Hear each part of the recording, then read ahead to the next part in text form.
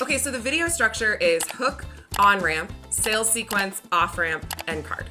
The hook is your first 2 to 3 seconds. It's your thumb stop. It stops the scroll and earns the next seconds of your video. If your hook isn't good, nobody's gonna watch the rest of your video. So this is the most important part.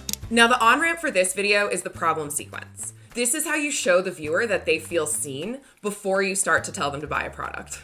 The sales sequence is where you introduce the product and demonstrate why it's the solution to the problem on-ramp.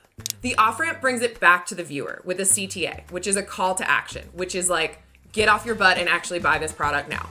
And the end card closes it all out, reinforcing what you've said, potentially adding another CTA to remind people to freaking do it. Okay, so let's start with the hooks. Since I'm doing a hook test, I've broken it out into 2 rows, one for the V1 hook and then one for the V2 hook. They will both then connect into the same on-ramp and sequence, but those are the variations that we're testing. So like I said, V1 is the recommendation hook. If your husband is impossible to shop for, get him this. It's signaling to the viewer that this is for female gifting buyers, and it's signaling to the algorithm that this is men talking about fit problems.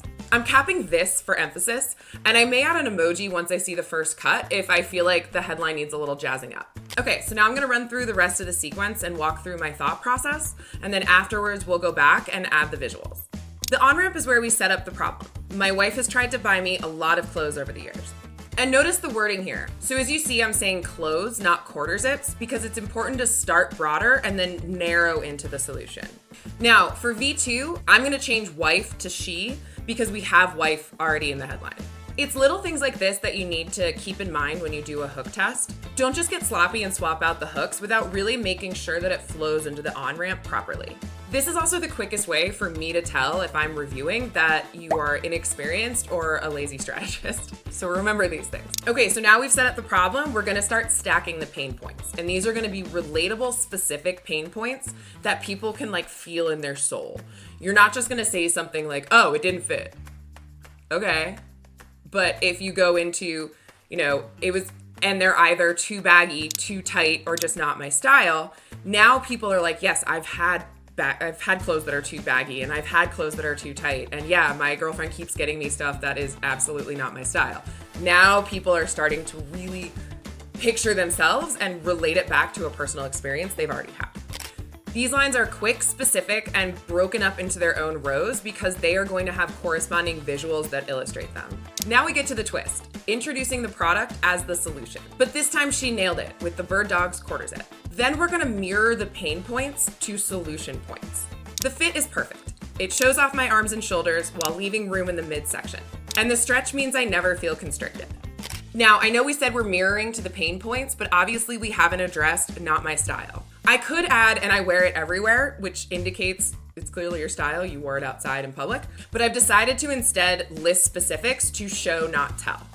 And these examples will resonate with the specific lifestyle of our customer base, of the persona, not just random. I've worn it to the course, to the office, around the house, even to date night.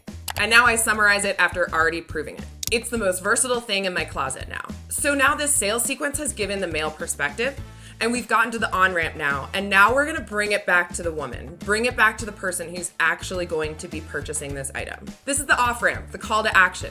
We gotta get you back into the mindset of reliving that stressful problem, and then add some urgency to get your ass moving to click through.